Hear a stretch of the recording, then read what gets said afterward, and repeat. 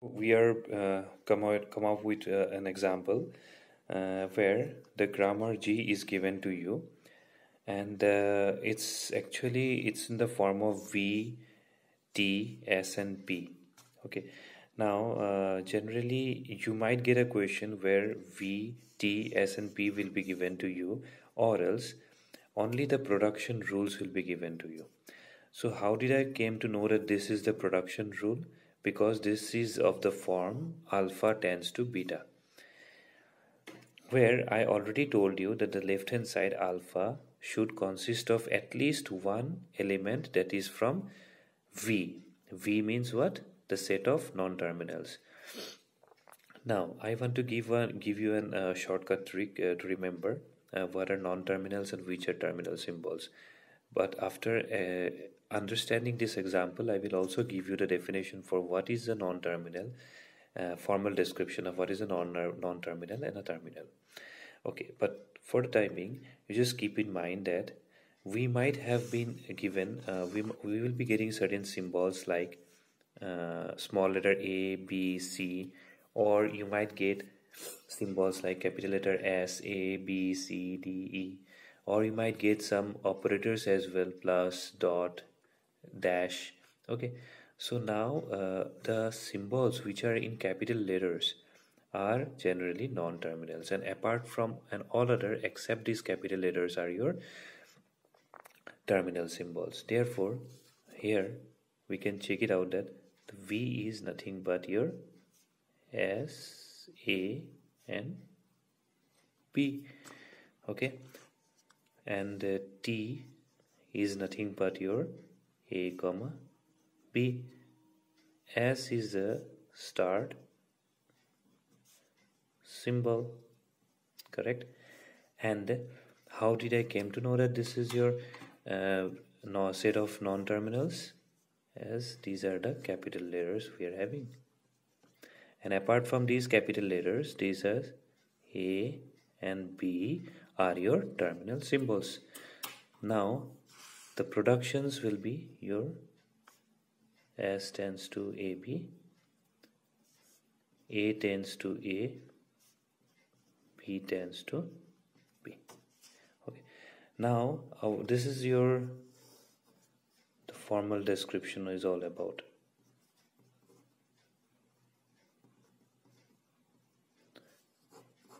Right? Now, what is your main motive of getting this grammar is used to derive the set of strings. Now, the set of strings are nothing but all terminal symbols, yeah, combination of terminal symbols. So I am noting down as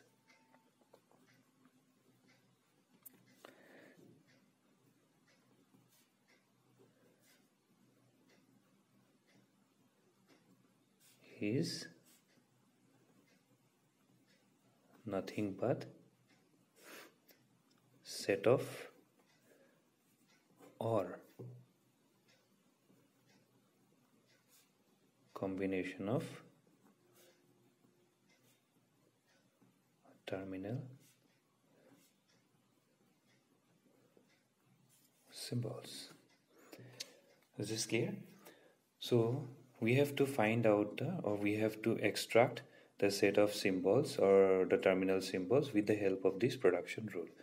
Now the production rule, the first production rule where it is starting with is your start symbol, the non-terminal symbol which is starting with the first production rule is your start symbol. So here S will act as a start symbol.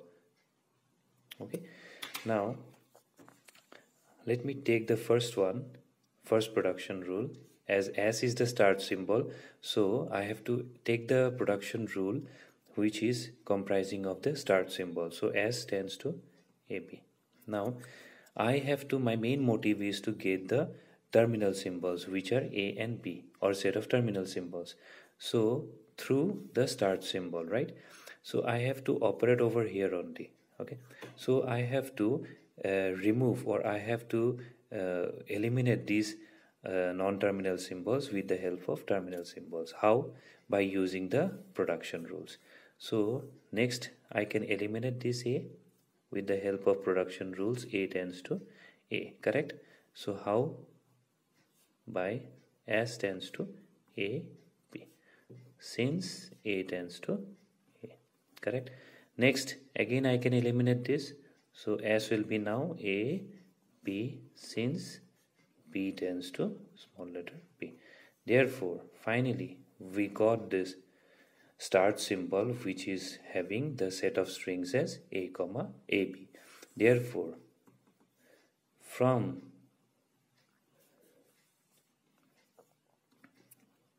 the grammar G, AB is derived.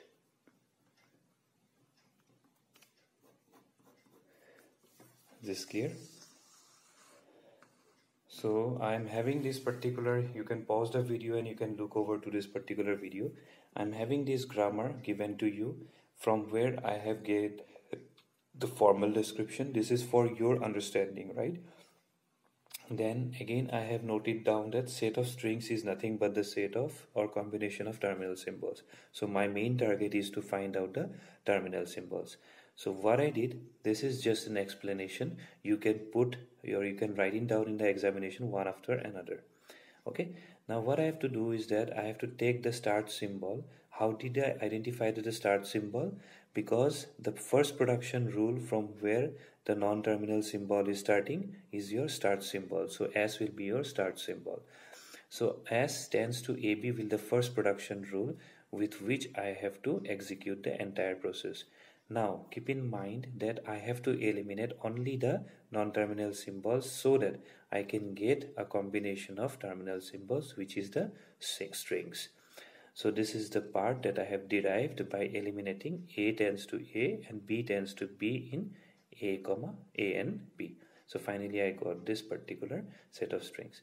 Therefore I can conclude that from the grammar G, AB is derived.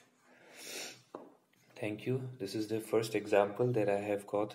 And now we will be working with few more examples where you can directly understand how to derive a particular set of strings.